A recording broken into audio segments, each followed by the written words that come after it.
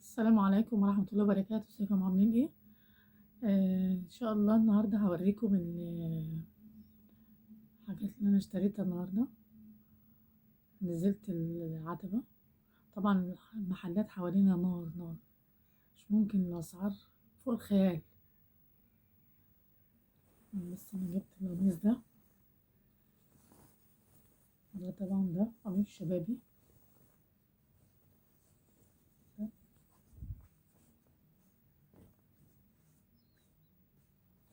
ده ده 350. وطبعا في حاجات تانية، في حاجات تانية ب250، في حاجات ب280. بس هي بقى بتختلف في المقاس وفي الخامة نفسها. طبعا ده قط، في حاجات بيكون داخلها ايه بليستر.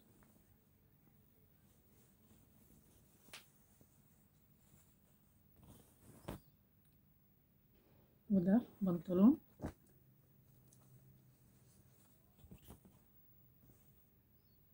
بنطلون جينز.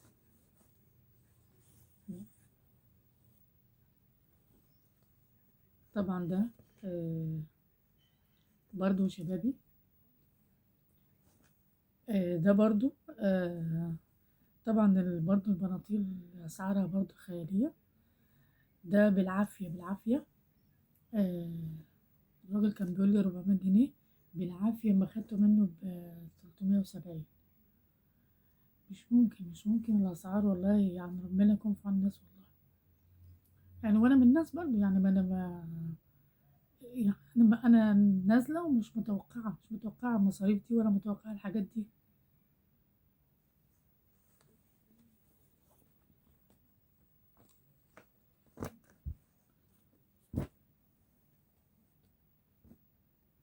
بصوا التيشيرتات، تيشيرت مفيهاش أي حاجة. تيشيرت يقولك إيه ب280. ليه؟ في إيه يا جماعة؟ وفي حاجات كده بتتباع ب100. بس إيه بقى، لازم تبص فيها، ممكن بتبقى كلها تفوهات، تلاقي خرم كده فيها. بس دي قطن برضو. على فكرة الحاجات اللي هي القطن بتكون أفضل من الحاجات اللي هي الإيه، اللي داخل فيها بوليستر، عشان متشربش العرق وتحرر، مش حلو. لكن القطن أفضل في أي حاجة.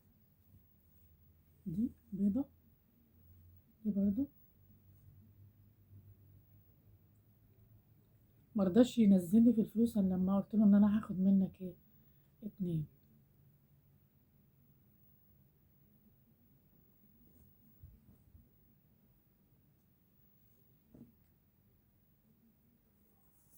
دي بقى من عند حد تاني، دي ليا أنا من عند حد تاني.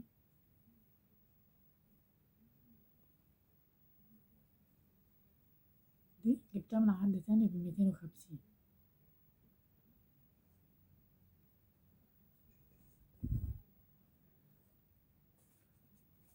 وده كوتشي. طبعا كوتشيهات أسعارها برضو فوق الخيال. كوتشيهات ب 400 جنيه. ب- يعني مش عارفة ايه ده، بجد بجد مش عارفة ايه ده. حاجات غالية فوق يعني، مش قادرة اقول لكم اسعار، مش خيالية فوق الخيالية. حاجات ايه ده، ليه كده، ليه كده بجد الناس. وبعدين هناك زحمة زحمة زحمة، تحس ان هم هناك بيفرقوا. زحمة جدا هناك الحاجة، ليه كده.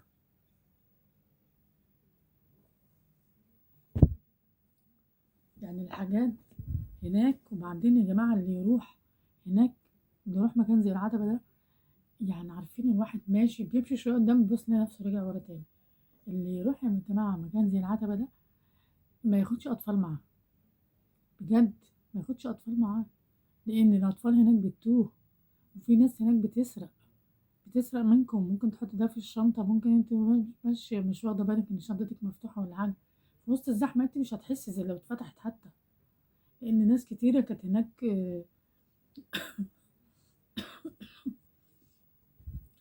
أولادهم. واحدة ابنها كان برضو تاه منها، تقريبا ساب ايديها ولا ايه في وسط الزحمة. آه، فيا حرام كانت منهارة جدا جدا، كانت منهارة مش ممكن، وكان يعني شكلها متضايقة جدا عشان ابنها. والحمد لله الحمد لله لما لقيته، بس بعد ايه الست كان خلاص دمها اتصفى، يعني من كتر ما هي يعني مخدودة على الولد. شفت التطبيق زي ما كان في الفيلم بتاع ابو اخته بيقول له ده انا اللي معلمك تطبق. قال له انا علمتني اطبق القانون.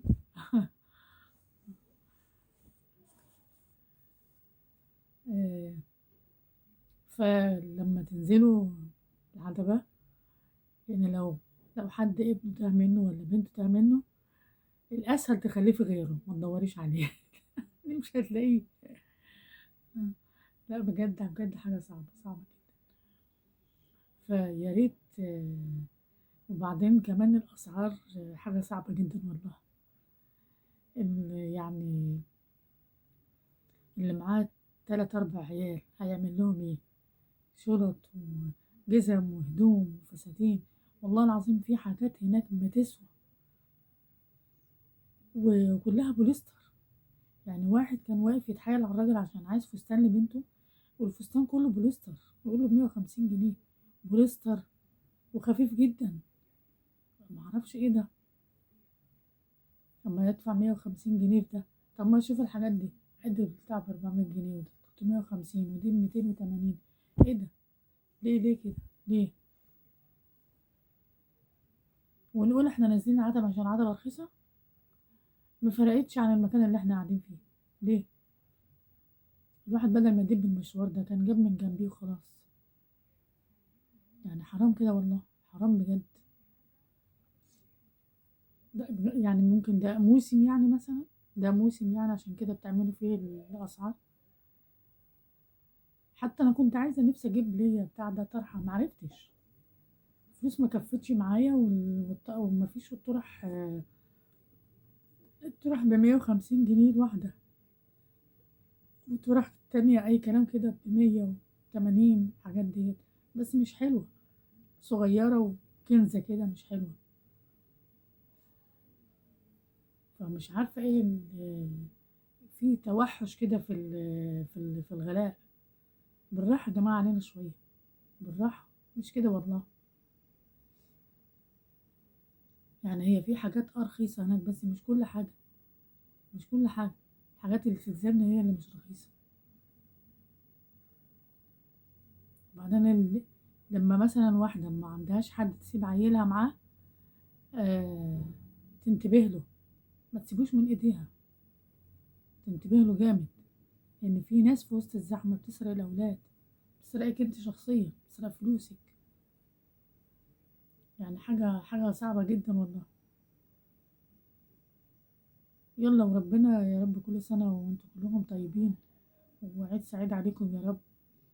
وربنا يخليكم لأولادكم ويخلي أولادكم ليكم، و... وتعيشوا وتجيبوا لهم. يلا معلش بقى هنعمل ايه بقى، ما هو عيد بيجي مرة في السنة، مش كل يوم هنشتري للأعياد. كل سنة وانتم كلهم طيبين، وأولادكم طيبين، وحبايبكم طيبين. ربنا يخليكم لأولادكم وتجيبوا لهم كل حاجة. ربنا يحافظ عليهم يا رب. ربنا يحفظ أولادكم يا رب كلكم، ويبعد عنهم كل مكروه، ويبعد عنهم أصحاب السوء، ويكفيهم شر الطريق يا رب.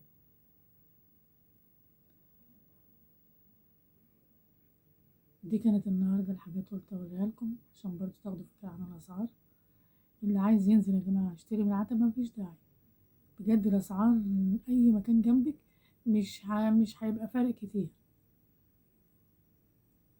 بجد تشتري من جنبك أفضل. كل سنة وانتم طيبين.